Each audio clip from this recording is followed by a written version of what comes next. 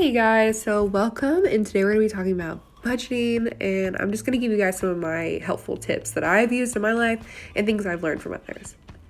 So to start off with, I want to talk to you guys a little bit about just like making note of your spending habits. So one of my big things is like if I go on a trip or even if I'm just like looking at my bank account, I like to like take a look at what I'm spending my money on and like where it is going. So like it's easy to just like pay for things and then really not think about it, but that can lead to like your banking getting overdrafted if you're not paying attention, or just like not really seeing where your money is going, which I think is super important. So here I'm drawing you a little Excel sheet just because like I like doing things in Excel, but you can do it however you want. You can write it down on paper, whatever you want.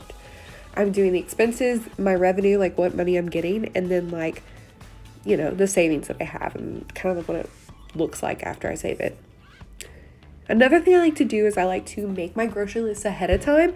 I think it's super easy to get caught up at the grocery store and just buy things that you think are good or that you see. But having a grocery list to me helps you not spend as much money because you know exactly what you're going in for, which can be kind of scary if you don't know what you're going in for. So like I recommend just going first and maybe looking around if you haven't, shopped on your own. Here I just wrote, I need mac and cheese. But obviously you can write whatever you want.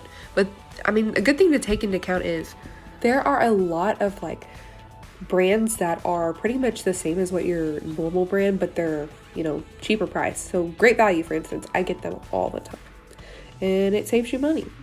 Another thing is like making sure that you pay your bills first. You don't want to go out and hang out and do all this stuff if you have bills to pay. So make sure you take those into account before you go out and spend your money.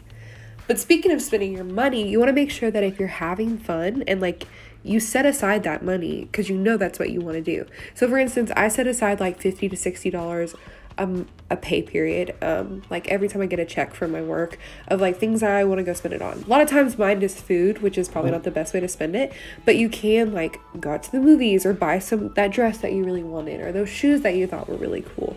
But it's just important to set that aside so you know, and that way you don't go over budget. You don't spend too much on things that you really don't need. Another thing is like you can have subscriptions. So for instance, I have a Netflix account. It's shared with my parents, but if I were to be paying that by myself, like that comes out of your account automatically most of the time when you have subscriptions. So you want to make sure that you are aware of that happening so it doesn't overdraft your account. And take that into account into your budget each month or each week, however you'd like to do it. I also have Hulu, which comes with like my Spotify. It's like a student account, which is another thing, which is super cool. But again, that can rack up if you're not paying attention to how much money you're spending on these subscriptions. Like I said, I like to spend a lot of my like play money, what I call it, on food, like going out to eat with my friends, because that's pretty much all we really do, which is sad, I know, but that's just what we've been doing. But I know that can get kind of expensive if you really do that a lot. So I think a big thing is making sure that you're being aware when you go out to eat that, you're going to have to leave a tip. You're going to have to do this. If you're going to somewhere expensive, maybe taking that to account.